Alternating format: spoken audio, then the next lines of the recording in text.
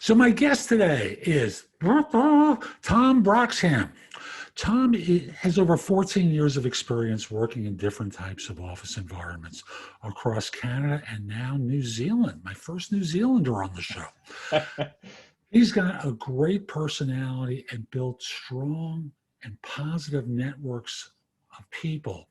And this all despite having had some really justifiable reasons for some lifelong fears in his life that I'm sure was going to translate very well into our talking about networking and fear of networking.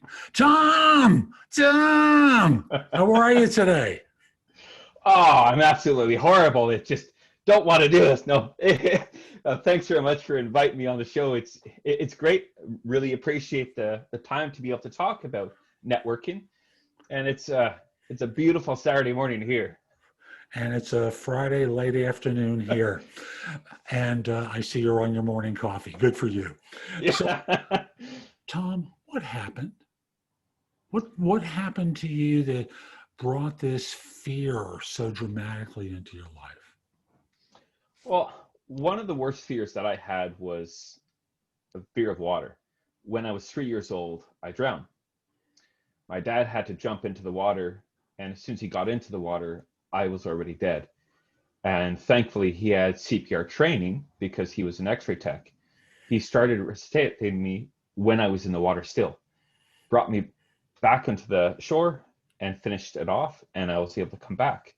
But from there, when I was 8 years old, people who didn't like me very much pushed me into the deep end of the pool, and I nearly drowned. That should have been traumatic enough as it is. One of them should have been bad enough. Then when I was 13 years old, people came from behind me. They pushed me into the water, and I nearly drowned again. After that, I didn't go into the water very much. And when you have experiences like that as a kid, your self-confidence just is shot. You become very insecure, and you become a lot more introverted. And you definitely don't want to go into the water after that. It wasn't until I was in my 30s that I said enough's enough, and I learned how to swim. But it took a lot to be able to get to that point. And when I was a kid alone, I was just picked on a lot. How did that fear wind up ruling you and inhibiting you in your relationships with others? Trust.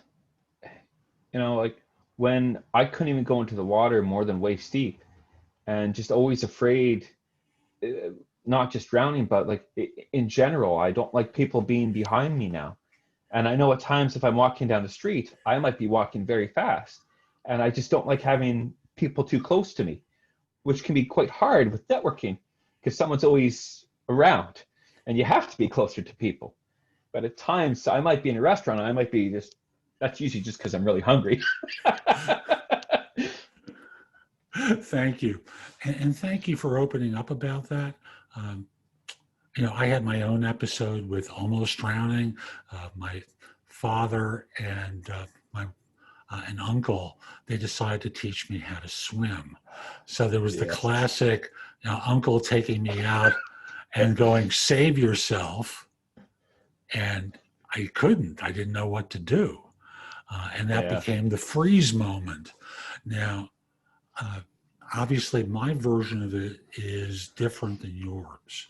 But fears like this I know for me, it was very paralyzing for a long time and caused me to be pretty quiet around other people because I too had a trust issue. And folks, if you've been with me for any length of time, I know this is new information for you, and it's not normally the way I present.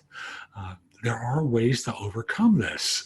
And this is really what we're talking about today, is we've each talked, and Tom's to me is, he has multiple episodes of this, of bullying, intimidation, an accident being the first one, where he's in the water and almost drowns. And thus, how do you begin this process of overcoming the fear? And this fear permeates the rest of your life. And we're talking about how do you do this and start networking with people, especially when it's hard for you to trust folks because they've hurt you so badly over time. Well, I'll talk about just how I learned how to swim in general. I started traveling around and I realized I was missing out on opportunities. When I was in places like Cuba, Dominican Republic, Jamaica, I couldn't really go in the water, and I missed out on so many opportunities. And if someone came back from a snorkeling trip telling me about all the different things they saw, and I'm like, oh, well, I can't do that. Then I saw a picture of someone snorkeling with a whale shark. And I thought, that's an experience that I want. It's still an experience I want. But if I can't even get into the water, how am I going to get into the water with something of that size? And I decided enough's enough. I'm going to learn how to do this. Small steps. That was the key for it. Like I decided, that's it. I want to do it. I'm going to do it. And then I signed up for lessons. That's how I started everything.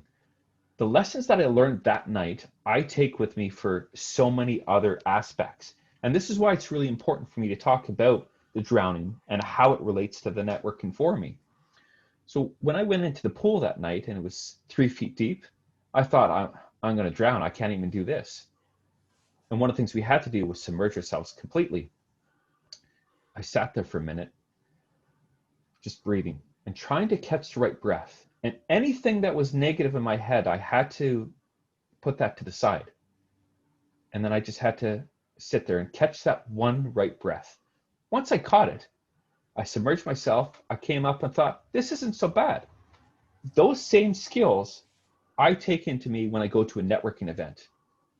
And no, there's no chances of me dying at the networking event, but it's fear. And it's the same aspects and it's the same steps that happen. So before I go into the networking event, catch that one right breath. Start small. If you go into a networking event of 300 people and you walk right back out, maybe you want to start smaller and go to a networking event where there's 10 or 15 people. Try that out first. Catch that one right breath. In the 300 event moment, hi, it's my first time networking. I'm terrified of being with people. I'm going to the 300 person event. First of all, don't. But let's say you decide like stopping smoking, you're going to go in and dive in and try it. Could focusing in on one person be a way that someone could manage that? That is. And one of the important things with networking too is if you just talk to one person, you still are networking. And what people won't realize is what we're doing right now, we actually are networking. And some people think that you just have to go to those big events. You don't have to. There's nothing wrong with going to them. But if you're going to go to them and walk right back out, we need to look at it a little bit differently for you. And there is nothing wrong with just having coffee one-on-one with somebody. And what I like to do is go to events that I know are going to be best for me. So I like to spend time in the outdoors. Go to an outdoor club. Go to one of their events. Something I'm passionate about too is public speaking. So I go to Toastmasters. There's 10, 15 people in the room. That's the way to do it. And my background's in accounting. So I might not want to go to a networking event that's full of lawyers. It's just not going to go over very well. And sometimes you need to think about that, like, where are you going and like, why are you going to that event? Don't just go there because it's a networking event. Go there because it's the right event for you. And these days, and we're recording this while COVID is still rampant around the world, I think in terms of, okay, we're now in Zoom calls and networking that way. And one suggestion I might make to folks is, okay, you've got the tic-tac-toe board up on your screen with all those faces. Pick one, message them through private chat. Yeah. You said something interesting. I was wondering if we might talk afterwards. At what number can I reach you? Or could we set up something at a different time for us to have that conversation? So that in this way, you can take those 90 people on the screen and break it down to one or two people that you reach out to. And judging by those head nods, you like that idea. Yeah, it is. I remember being on a Zoom call not too long ago, and then all of a sudden I had a message pop up. I'm like, oh, all right. And so we were chatting off to the side because the person heard I was from New Zealand and she wanted to come over here. I'm like, oh, this is perfect. And we didn't want to cut across everybody else that was chatting. So we just had the little conversation to the side. But if you do, like, it's interesting. Some of the aspects that I've found out about introverts in the last little while, and I'm actually introverted myself, some different aspects, how they're even coming on to LinkedIn and they're coming into here. And some people, they might be in that group of 10, 15 people on a Zoom call, and they sit there quiet because they don't know how to do it. But if you can focus on that one person, that could help. That could really help. And if you decide that I don't know how to cut in here, being able to go and do it into the chat might be your way in. And that might be the best way for you, because then at least you don't have to talk. You're only typing it in instead. And Right. that might make all the difference. Bingo. And I'm so glad we're having this conversation, because I hadn't really thought about this in the context of what we're all dealing with during the pandemic. And how do you network at a time where you can't just simply say, let's meet for coffee or let's meet for 20 minutes? How do you do that and meet new people when everyone's kind of walled off? So It can be a little bit more of a challenge, but this is a prime example right here. No, you can't meet for coffee, but I've got my coffee right here anyways. And all you do is just, you set up a call with somebody instead. And it doesn't have to be a Zoom call. Like it can be an actual phone call.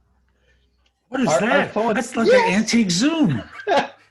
I know it's brilliant. And I love it when people actually call me and I'm like, oh, I'm excited. I'm getting a call. And because quite often we just text now, and it's rare that we actually talk on the phone, but you can do these calls. And one really important aspect of networking is LinkedIn. And this is actually how we connected on LinkedIn. And sometimes it's as you're engaging with other people's posts, as you're posting, as you're commenting, that's networking. It's a different kind of networking, but there's nothing wrong with it. At the end of the day, you're still building relationships up. And that's what we're going to always need. It doesn't matter how the medium is. We're always going to need to connect in one way or another. Now, LinkedIn, I was member 7653 on LinkedIn of the almost 700 million people on the platform. And I've got a brand name, the Big Game Hunter. It's like, contact this person, contact him. Yeah. It's a very profound brand. And I have 26,000 first level connections, which isn't a big deal until you realize I rarely accept connection requests. I didn't do it for the longest time. I never accepted connection requests from recruiters until recently, because I saw them as my competition for my time doing headhunting. Mm-hmm. So 26,000 at this point, I think is, I could easily be at 50 or 60 if I accepted recruiter requests, because they all go after my network globally. But on LinkedIn, how do people start to make that contact that allows them to start building relationships? What would you recommend? One thing that I find interesting is the introverts. Now, I thought a lot of introverts were doing quite well on LinkedIn, but some of them have just told me, well, I don't even know how to, okay, well, Jeff made a great post, but I don't want to engage with it. And I thought, well, why not? And they're like, because I'm introverted. I thought that just had to do more with just talking, not actually, hey, Jeff, that's a great post. I think you made some valuable comments on there, but they don't know how to do that. So one thing you can do, if one of your friends is an introvert or one of your connections, tag them in a post.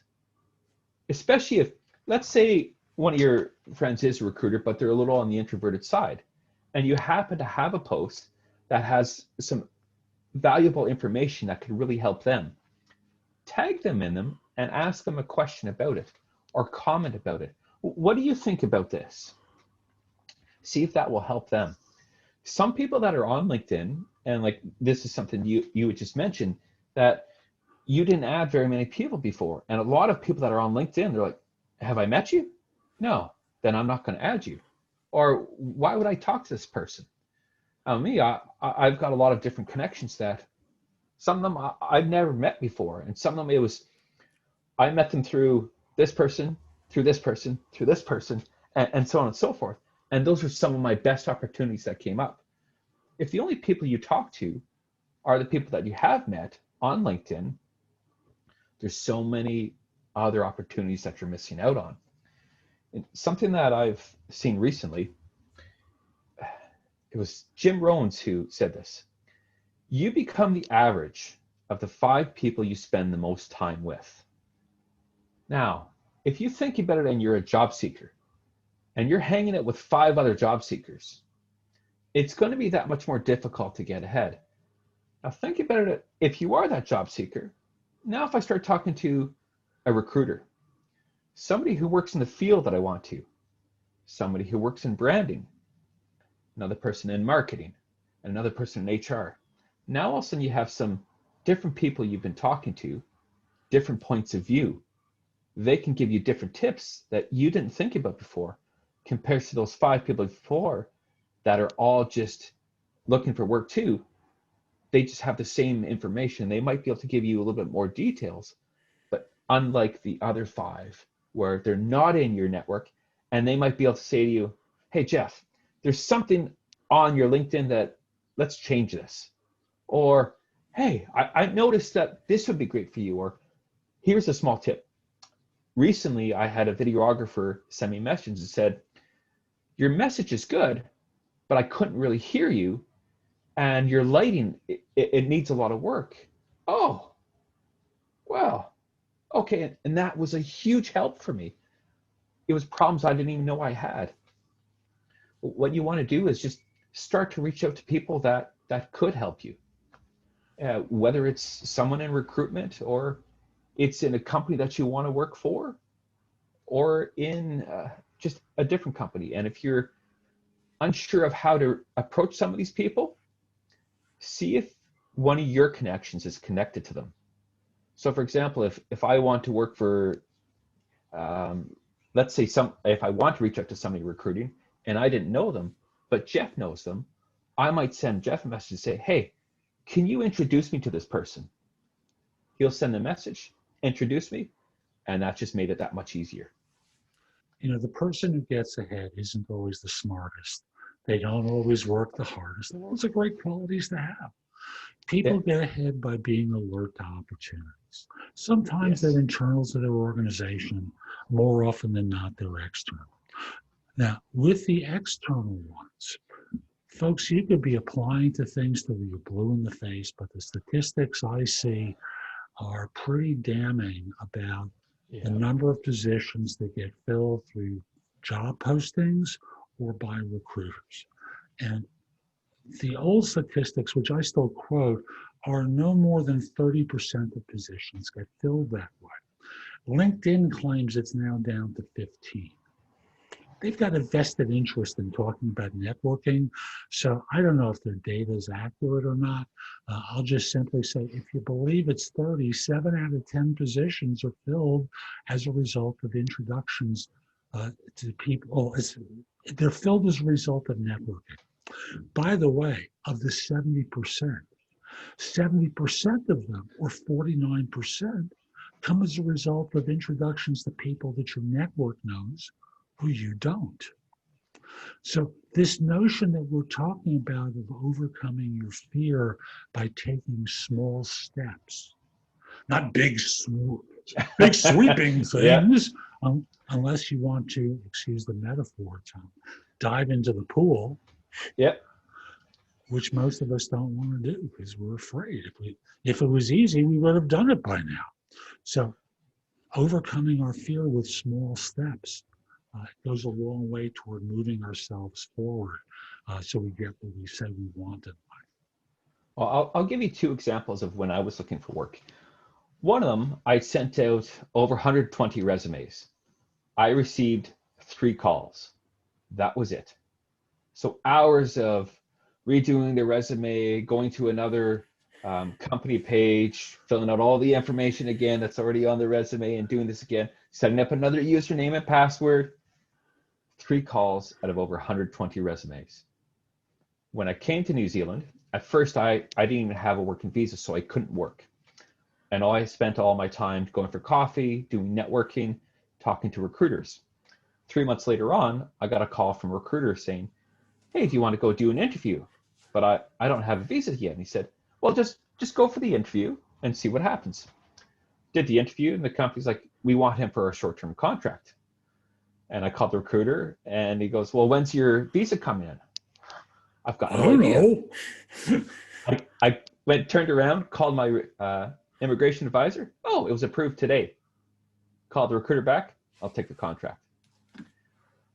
Day 1 of having my visa, I had an interview secured, and I was able to get a short-term contract. That's because of networking, and that's the power of networking. Now, one other example I can think of, I was looking to get out of accounting, and I was talking to some of the different managers, and she said, why don't you go talk to Lorraine, one of the other internal managers, and just see what's going on, because she has difficulties getting internal candidates. So I met up with her, and then she's like, oh, you want to talk about job? Yeah, okay, great. She told me about 3 jobs that were coming up in her department. And then one of the jobs I looked at and I said, that sounds perfect, but I don't have this particular aspect. She went to the job description, deleted that part. Don't worry about it. It's not even there now.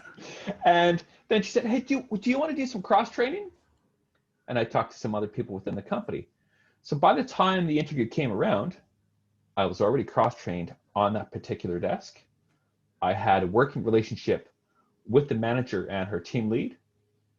And the person that I was going to be taking over from was like, yeah, we want Tom to do that job. So anybody that was external, that's what you had to compete against. So when you see those job postings, chances are they already have someone in mind for those jobs. It's interesting. When I coach people about interviewing, everyone tends to see a job description or a job ad that has this enormous list of skills required and preferred skills.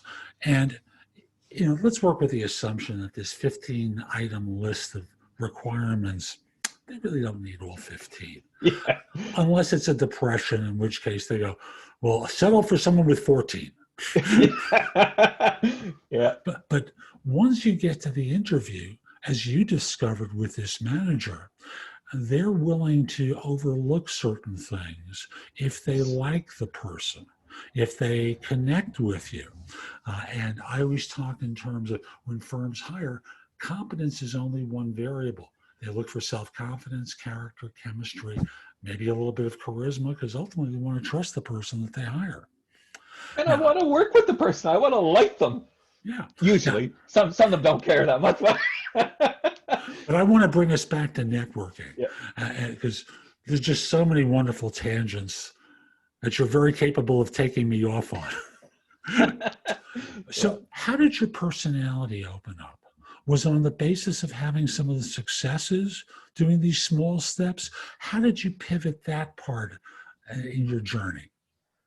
Some of it was the small steps and just doing one-on-one coffee or just meeting people with one-on-one. And that made all the difference in the world. It builds your confidence. And then some of it, as I met people that were more extroverted, and I started taking on some of their personalities, or all of a sudden I'm sitting with one of them and there's 15 of them, but because I'm comfortable and I'm knowing them on a one-on-one basis, I'm now comfortable with talking with all 15 at that table. And just recently I was at a networking event. It was a different networking event that I'm used to, but not only that, I thought about it differently. And one of the things that I learned when you go into formal networking events is looking for gaps in the room. And what I mean by that is if you see 2 people that are face to face, there's no gap there. Like you just can't squeeze in. Now let's say we had opened up a bit and we weren't face to face, we were more like this. There's now a gap there. And when I've been at these networking events and I've talked to people about this gap, they're like, hey, let's try it out. All of a sudden they'll go from a tight group of 3, open it up, almost on cue, someone will come in. And now we've had someone else come in. They're like, oh, that really does work. So when I go to networking events, the first thing I do is I look for gaps. If I can't find one, is there an individual person by themselves? So we'll go and find those individual people. And body language can make all the difference. If you go into one of these events and the person's by themselves, but that's not a person you want to go talk to, or if they just have this, I do not want to go talk to them. And what I've seen some people is that nice, big, beautiful smile. Oh, I'm going to go talk to them. Or sometimes they just happen to look over and they're like, yes, come talk to me, come talk to me. And that can make all the difference in the world too, is sometimes it's finding these small little tips that help. But it's about knowing yourself and being comfortable and knowing what's going to work for you best. And by the way, folks, the first pause that you heard Tom do, he was staring at his phone. And this, and that's for when we do this as a podcast. And the second one, I don't remember what that was, but there was a pause in there as well. I'll go back and listen to it and put it in the show notes. But it's interesting because from Toastmasters that you mentioned earlier, which I'm a huge fan of, I had someone from Toastmasters on earlier this year who was a terrific guest.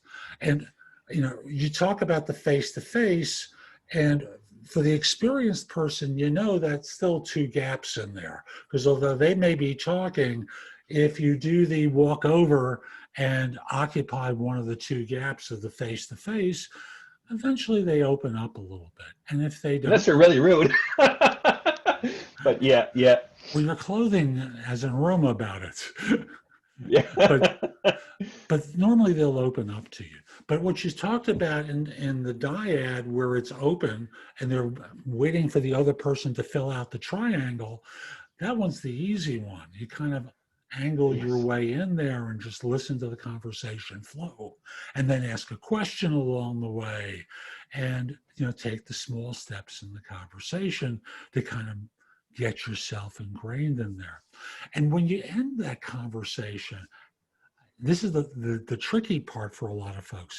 How do you end it in a way that opens up the possibility of continuing it outside the room?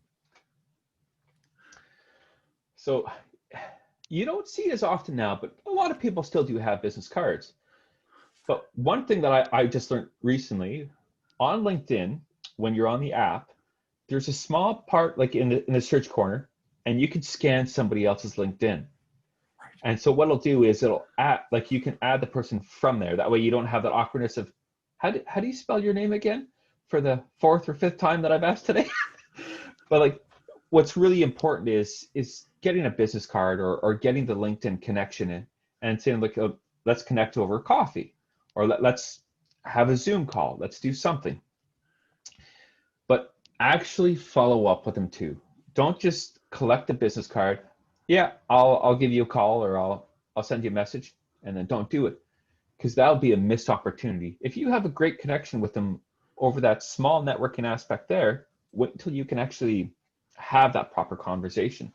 But do follow up with them, because a lot of people will get that card, never follow up with it, and it's a wasted opportunity. Horrible. And one thing I do these days, I'm not face-to-face with anyone, but when I was doing face-to-face, I would hand them my phone and have them input their contact information. Yes. So that in this way, I'm not going through the awkwardness of, Tom, could you spell your last name for me?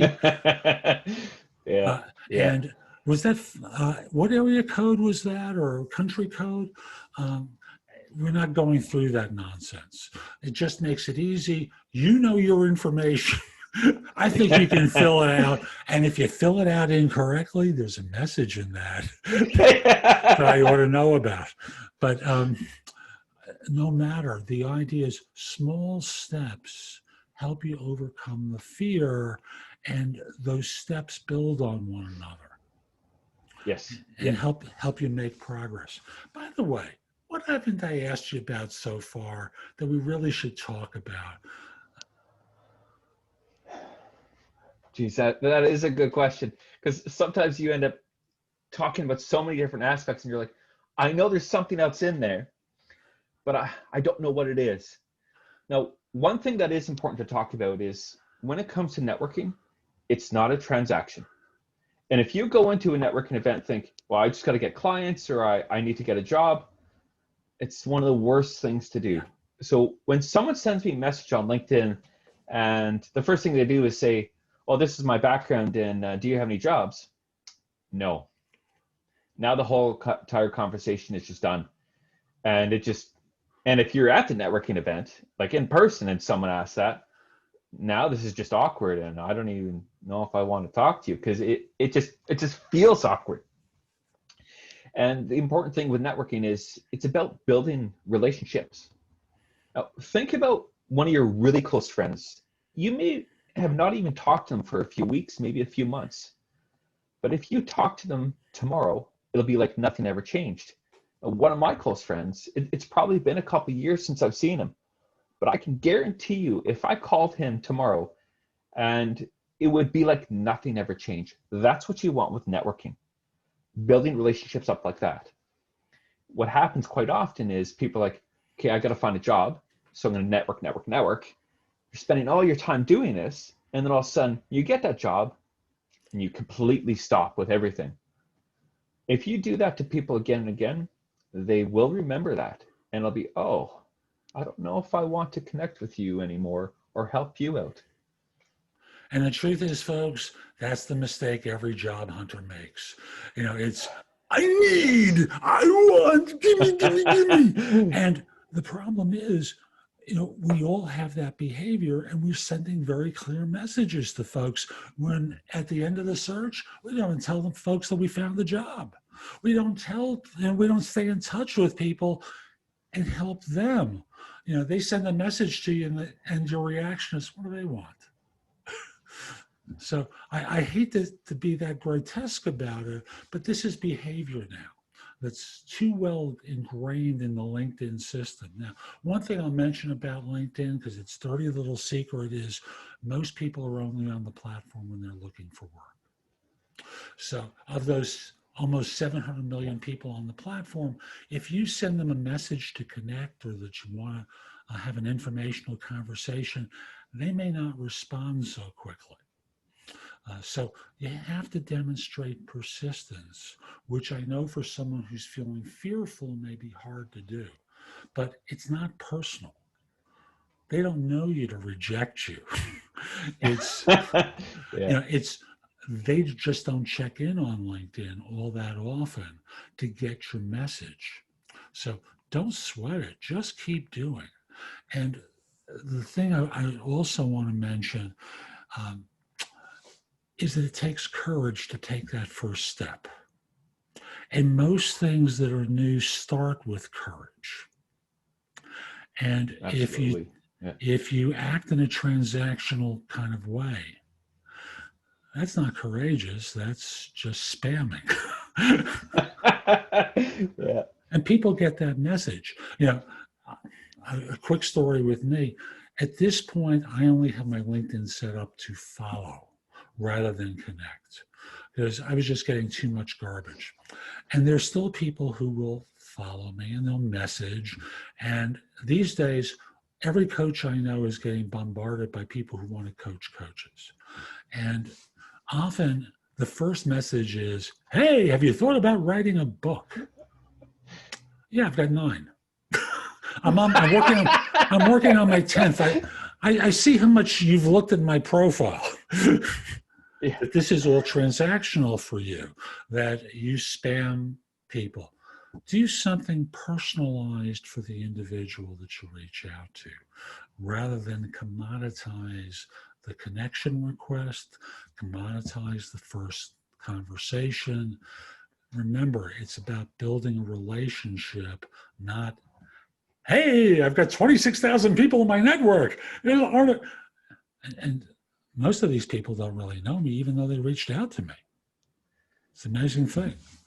What I found can be really helpful, instead of sending the first message, let's say they have a post and you can add value to that post, comment on that post. Now you've got a warm introduction. And I don't know how many times I haven't sent a message to somebody, saw their post, engaged with it, or they engaged with one of my posts, and then we started chatting from there. And that made it just that much easier to be able to go and do. And sometimes it wasn't even about work or clients or anything. I'd seen somebody post a message about country music.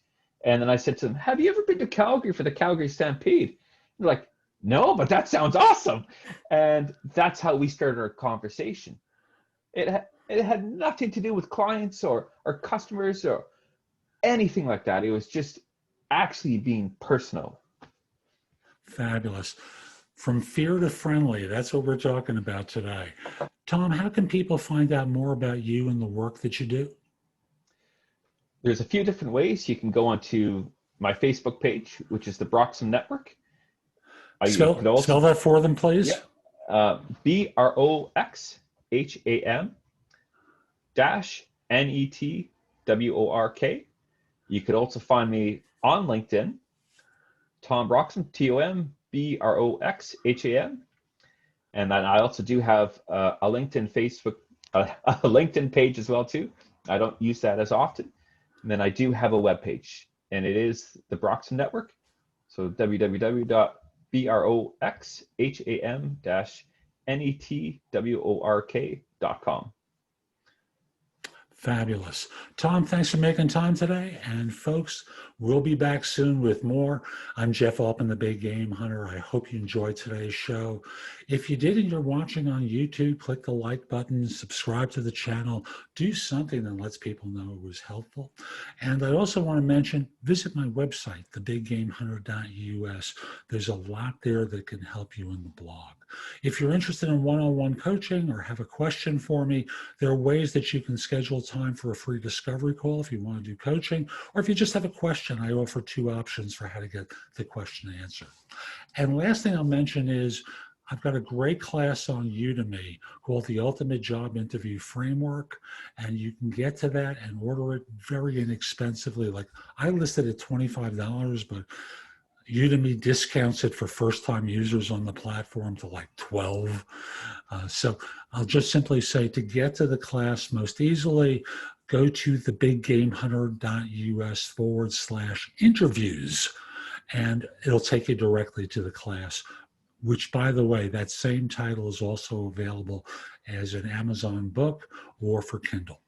Hope you have a great day, and best of all, and most importantly, be great. Take care.